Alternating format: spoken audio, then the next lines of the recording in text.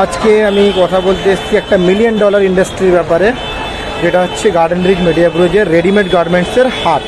কত ভারতবর্ষের সবথেকে বড় রেডিমেড গার্মেন্টসের হোলসেলার হাট, যেখানে হোলসেলিং প্রোডাক্ট পাওয়া যায়।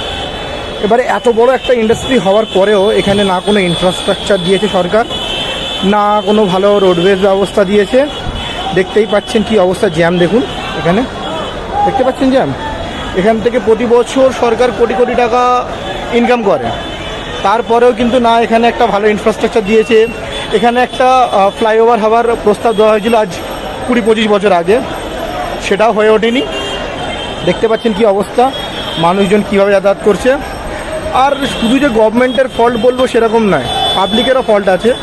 কারণ এখানকার প্রত্যেকটা হাটেতে এই যে জ্যামটা হচ্ছে, এর কারণ হচ্ছে যে কোনো হাটেতে নিজস্ব পার্কিং সিস্টেম নেই, আর মানুষ পার্কিং করেছে রাস্তার উপরে। এই দেখুন, এখানে একবার দেখুন, অর্ধেকটা রাস্তার উপরেই পার্কিং। পুরো রাস্তাটা দেখতে পাচ্ছেন, অর্ধেক রাস্তার উপরেই বাইক পার্কিং, আর বাকিটা দিয়ে যাতায়াত চলছে। তো জ্যাম হবে অবশ্যই, স্বাভাবিকভাবে। অর্ধেকের বেশি দেখুন রাস্তায় চলে এসছে সবাই।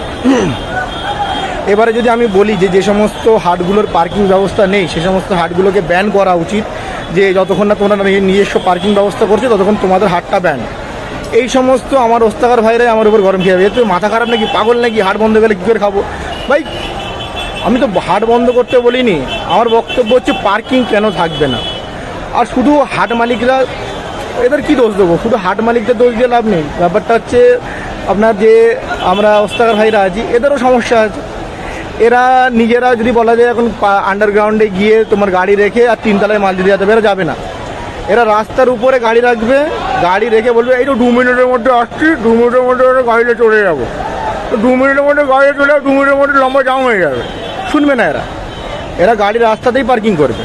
ঠিক আছে, গাড়ি রাস্তাতে পার্কিং করার পরে কী হবে, এই বাজে একটা জাম হবে, আর তারপর নিজেরাই বলবে সরকার কিচ্ছু করে না, গভর্নমেন্ট কিচ্ছু করে না। আচ্ছা আমি একটা কথা বলি, এই যে স্টলের দামগুলো আছে, প্রতি বছর স্টলের দাম বাড়ছে, প্রতি বছর স্টলের লিজ বাড়ছে। সেই দাম লিজ এক্সট্রা দিয়েও কেনার জন্য পাগলা, কিন্তু একবারও বলে না যে তোমরা এত লিজ নিচ্ছ, এত দাম নিচ্ছ, একটা পার্কিংয়ের ব্যবস্থা তো করো।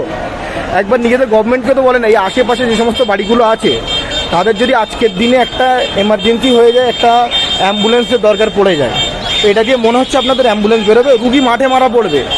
আধা মাইল লম্বা এই চত্বরটা, এখানে প্রচুর মানুষের বাড়ি আছে। তাদের বাড়িতে যদি এখন একটা মেডিকেল এমার্জেন্সি হয়ে যায়, এই সামনেই একটা হসপিটাল আছে ইউনিপন, সেই হসপিটালে যদি এখন একটা রুগী আনতে হয়, আপনার মনে হচ্ছে এর মধ্যে দিয়ে একটা অ্যাম্বুলেন্স আসবে? আসবে না। সেই সমস্ত লোকরা নিজেদের, যারা পলিটিক্যাল নেতা আছে, যারা মানে ক্ষমতায় আছে, রাজ্য সরকার আছে, তাদের যখন মিটিং মিছিল হয় লম্বা লাইনে চলে আসে, পতাকা হাতে নিয়ে লম্বা লাইনের মিটিংয়ে চলে এলো পার্টির। কিন্তু পার্টিকে একবারও বললো না যে হাটবারে যদি আমার বাড়িতে আমার মা বাবা কোনো একটা বয়স্ক মানুষের যদি এমার্জেন্সি হয়ে যায়, তাহলে তাদেরকে নিয়ে যাব কি করে? তোমরা কি এখানে একটা ফ্লাইওভার বানাতে পারো না?